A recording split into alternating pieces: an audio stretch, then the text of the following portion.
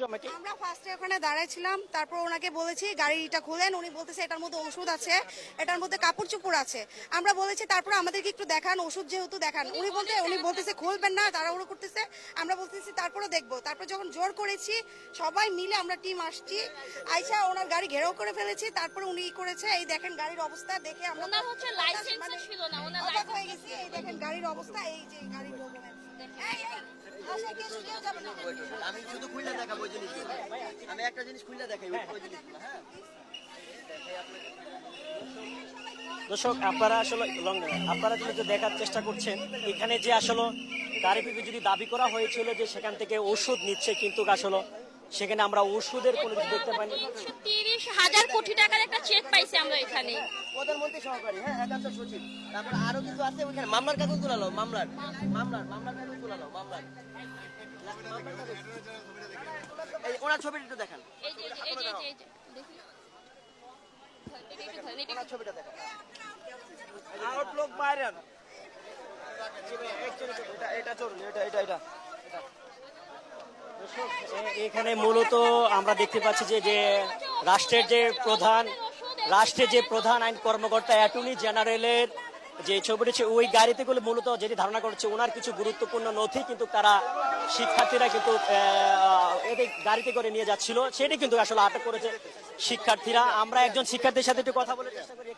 বলেন এখানে হচ্ছে মানে যত যা পাইছি সব হচ্ছে অবৈধ সরকারি জিনিস। আর আমরা একটা টাকা ৩০০,০০০ কোটি টাকার একটা চেক পাইছি, যে চেকটা হচ্ছে টাকা অ্যামাউন্ট তোলা হয়েছে শূন্য। এই যে দেখেন আমরা ফার্স্টে হচ্ছে একটা পাই, এই যে এইটা আমরা ফার্স্টে পাই।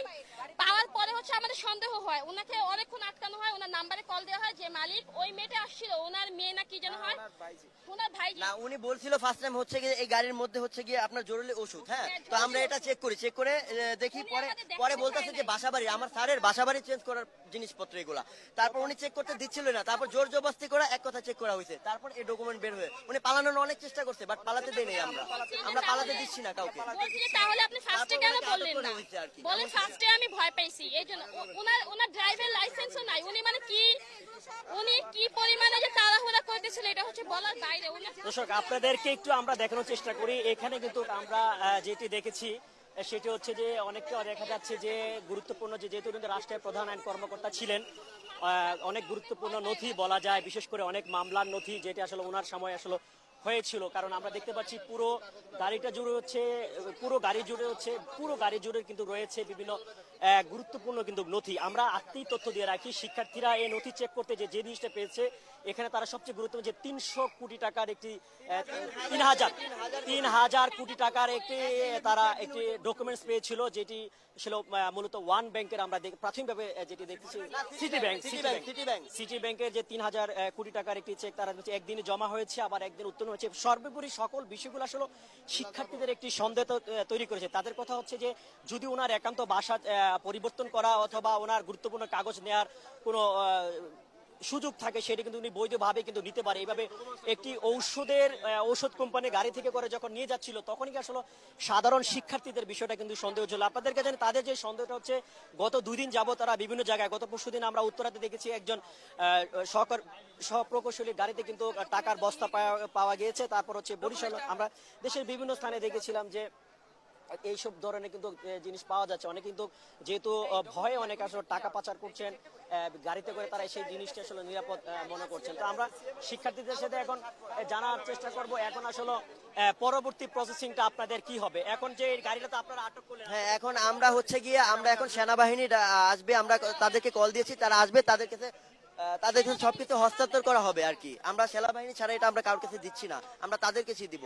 আমরা এখন তাদের জন্য এখন অপেক্ষা করছি, তারা আসবে, তাদের কাছে এটা আমরা হস্তান্তর করবো আর কি। তারপর আল্লাহ এটা যা করা তারা করবে। এটা রাষ্ট্রীয় সম্পদ, এটা যার তার কাছে দেওয়া যাবে না। এটা হচ্ছে রাষ্ট্রের সম্পদ, সেনাবাহিনী আসবে, আমরা সেনাবাহিনীর হাতে এটা তুলে দিব, তারপর হচ্ছে এখানে আমরা ছেড়ে দিব।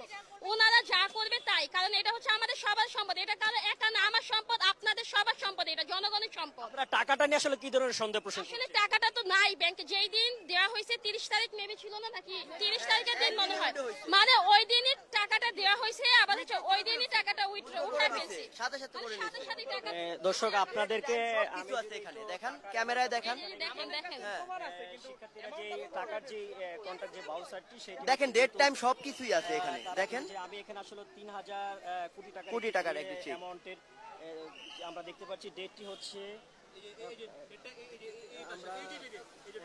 28 নভেম্বর 2000 এই যে 13 নভেম্বর 2019, এই যে দেখো এই যে ডিসেম্বর, এই যে ডিসেম্বর 2019, 13 ডিসেম্বর 2019 আর কি। যেই দিন হচ্ছে টাকাটা দেওয়া যেই দিন টাকা ঢুকছে ওই দিনই টাকা বের হইছে। মানে আমাদের কোশ্চেন হচ্ছে এত টাকা কি করলো, আমাদের এটা হচ্ছে আমাদের প্রশ্ন যে এত টাকা একদিনের ভিতরে তার মানে এটা 2019 সালের ঘটনা। আচ্ছা, হ্যাঁ, 2019 আমরা সালের আপনাদের ঘটনা। কি জুড়ে শিক্ষার্থীরা আসলে এখান থেকে সিটি ব্যাংকের সিটি ব্যাংকের যে City একটি Bank, City ডকুমেন্টস তারা যেখানে উদ্ধার করেছে সেই ডকুমেন্টস আসলে দেখা যায় যে 28 নভেম্বর 2019-এ যে ওনার যে অ্যাকাউন্ট 3000 কোটি টাকা জমা হয়েছিল সেটি আবার উত্তোলন করেছিল হচ্ছে 13 ডিসেম্বর 13 ডিসেম্বর 2019, সেখান এই একই পরিমাণ টাকা কিন্তু উত্তোলন করা কিন্তু হয়েছে। ওদেরকে এগুলো হচ্ছে তারা যেটি সন্দেহ করছে যে একটি ফাইলে কিন্তু সেটি পাওয়া গেছে, যেহেতু পুরো গাড়িটার মধ্যে আসলে অনেক আমরা দেখতে পাচ্ছি গাড়িটার মধ্যে অনেক বড় একটি গাড়ি, সেখানে অনেক গুরুত্বপূর্ণ যে নথি রয়েছে। আসলে শিক্ষার্থীরা যেটা বলছেন যে শেষ করবো।